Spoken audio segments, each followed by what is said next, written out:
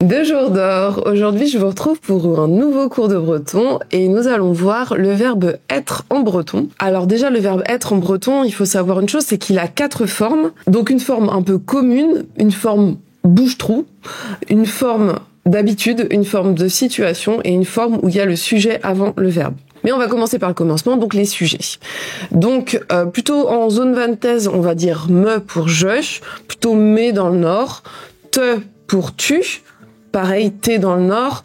Alors, en vantais pour il, on va dire yon ou yan. Et alors que plutôt dans le nord de la Bretagne, plutôt en breton standard, on va dire plutôt n ou même en. Pour elle, ça va être hi ou i. Nous, ça va être ni.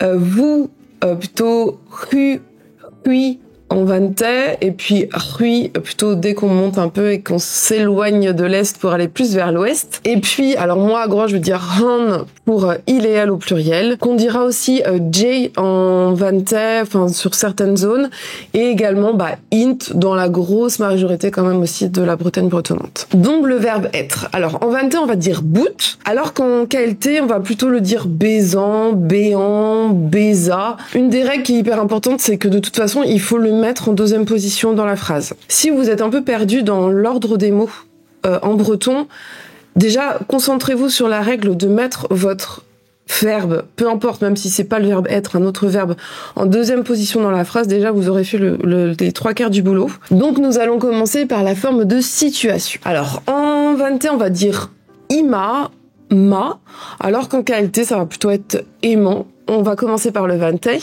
Moi à gros je vais dire on. Ous, ma, omp, or, mente. Il y a des endroits en pays vantais où on pourra dire ion, ius, ima ou ma, iomp, iam, or et imante ou mente. Par contre, pour le KLT, là, cette forme-ci va être quand même assez différente, puisqu'on va le retrouver sous la forme emaon, emaon, emaout, aimant, emaomp, emaor et emaint.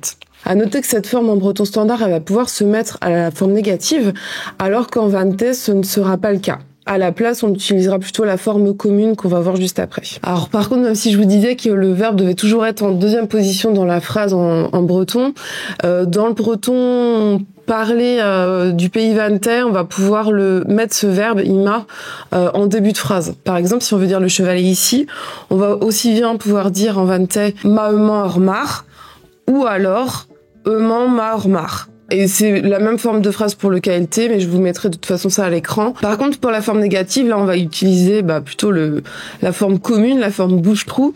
Donc, moi, je dirais noche de mar, mais en vantais, on va pouvoir dire noche de mar. Et en KLT, donc, on pourra dire ne manquez mar. Et donc, la forme de situation, elle s'utilise quand on a, par exemple, un adverbe de situation ou un complément circonstanciel de situation juste avant. Donc quelque chose qui désigne une situation, évidemment, ou alors même une situation aussi dans le temps. Et aussi, par contre, je crois que c'est qu'en vantais, elle va aussi désigner un état. Et si vous avez un doute quant à son utilisation, vous pouvez le remplacer en français par se trouver, et souvent ça fonctionne bien. Alors maintenant, on va voir la forme bouche-trou, la forme commune. Donc moi, à Groix, je vais dire plutôt on, ous, o. Ailleurs, en pays vantais, ça va plutôt être on, ous, et, omp, ou am, or et int. Alors qu'en KLT, il me semble que le ous va plutôt être dit out. Sinon, je crois qu'il n'y a pas trop de changements.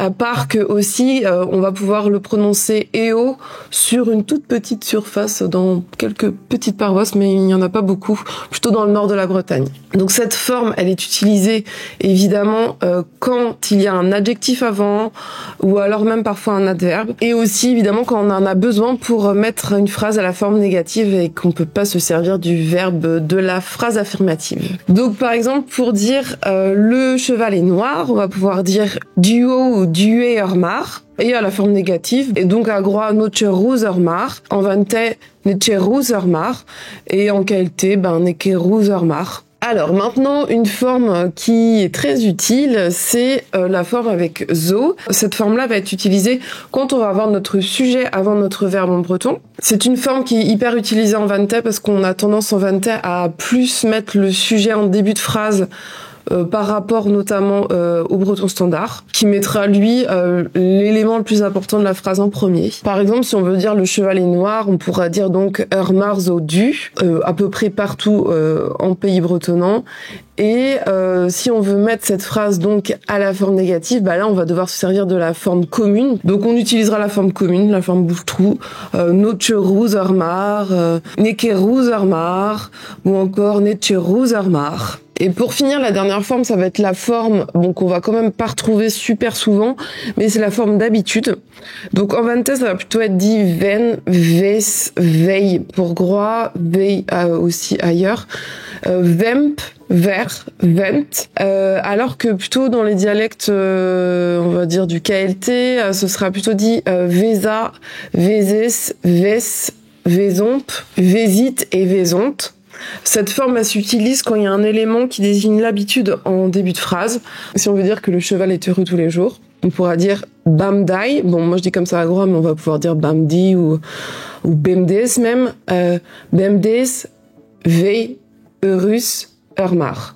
Donc tous les jours, en fait, le cheval a l'habitude, pas traduit comme ça, a l'habitude d'être heureux, quoi. Et cette forme-là, par contre, elle se met à la forme négative.